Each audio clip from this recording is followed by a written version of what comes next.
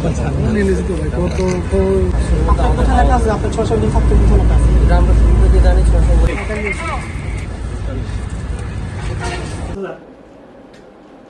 দেখা কোথায় সেটাই তো বলতেছি আমি তো এটা ক্লিয়ার করতেছি যে উনি 1100 টা দিয়েছে আপনি আমার পূর্ব পরিচিত হিসেবে আপনারা বিশেষ করে এই মান থেকে মেসেজ সবার জন্য যেন এই মানটা হ্যাঁ মোবাইল ফোন ড্রাইভার দিয়ে দিতে তো বাদ এগুলো করা দরকার না আপনি ড্রাইভার দেন ড্রাইভার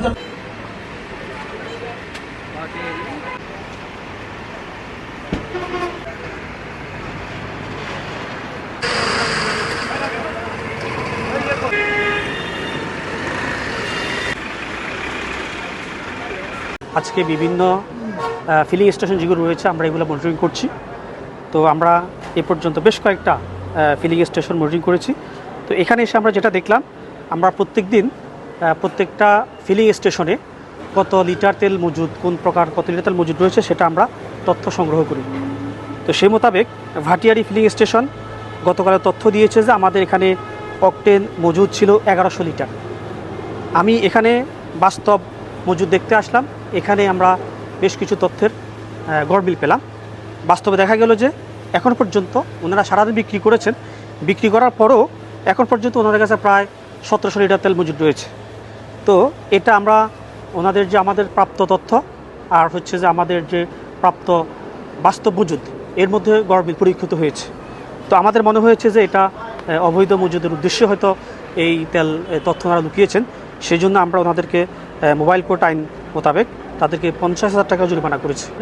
আমাদের অভিযান অব্যাহত থাকবে। আমাদের যদি যে কোনো ধরনের তেল যদি কেউ মজুদ করতে চেষ্টা করে বা তেল মজুদ করে, আমরা এর বিরুদ্ধে অবশ্যই অভিযান পরিচালনা করব। আমি প্রথমেই ধন্যবাদ জানাচ্ছি আমাদের ডিজিএফআই গোয়েন্দা সংস্থা। তারা এরা গত পরশুদিন আমরা বলেছিলাম যে আপনাদেরকে একটা ভালো নিউজ আমরা দিব। আমরা আসলে যারা এই ব্যবসার নামে মানুষকে এই একটা চাপের মধ্যে রেখে তারা অসৎ উদ্দেশ্যে একটা রাষ্ট্রের মধ্যে একটা বিশৃঙ্খলা করার চেষ্টা করে, তারা আসলে প্রকৃত ব্যবসায়ী না, তাদেরকে আসলে আমরা ঘৃণা করি এবং তারা অপরাধী। আমরা জেলা প্রশাসন চট্টগ্রাম এই অপরাধীদের ধরার জন্য আমরা তৎপর রয়েছি এবং আমাদের ডিজিএফআই এনএসআই সহ সকল গোয়েন্দা সংস্থায় কিন্তু কাজ করছে। সেই লক্ষ্যে আপনারা জানেন গত শুক্রবার দিনও আমরা 6000 লিটার আমরা এইভাবে ডিজেল আমরা উদ্ধার করেছিলাম। এর প্রেক্ষিতেই আমরা যেহেতু আমরা এরকম আমাদের ইনফরমেশন ছিল, সেই লক্ষ্যে আমরা কাজ করছিলাম। তো আজকে আমরা এর আগেও আমাদের অপারেশনগুলো আমরা কাজ করছিলাম যে কীভাবে আমরা এই অপারেশনগুলো করব।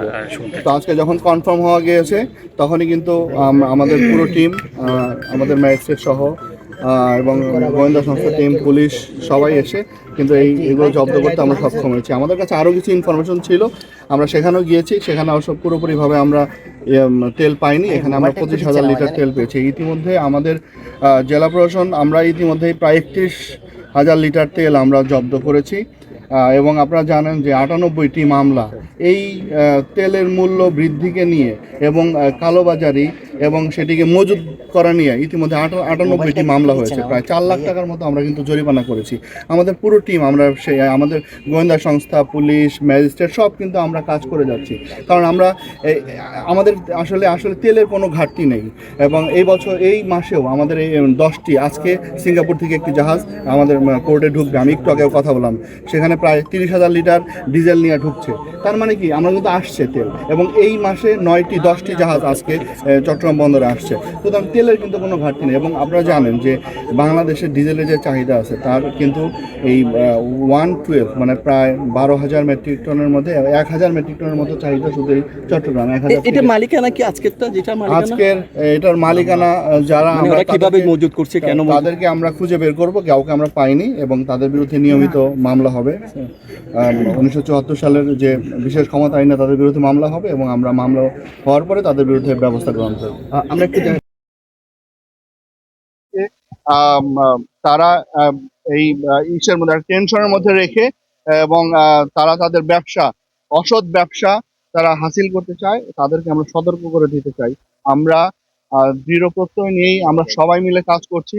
আমরা কেউ যেন কোনোভাবে এই তেল মজুত করতে না পারে এবং বেশি দামে বিক্রি করতে না পারে।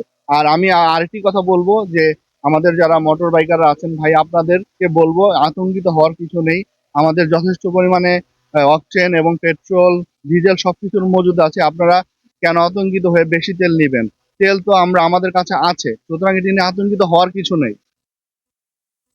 ক্রাইসিস সারা বিশ্বে শুরু হয়েছে, যেখান থেকে তেলের, আপনারা জানেন যে এবার এই যুদ্ধের কারণে বিশেষ করে অকটেনের আসলে আমাদের কিন্তু ক্রাইসিস নাই, কিন্তু মানুষের মধ্যে একটা আতঙ্ক থেকে তারা অধিক পরিমাণে তেল মজুদের একটা টেন্ডেন্সি তাদের মধ্যে হয়েছে।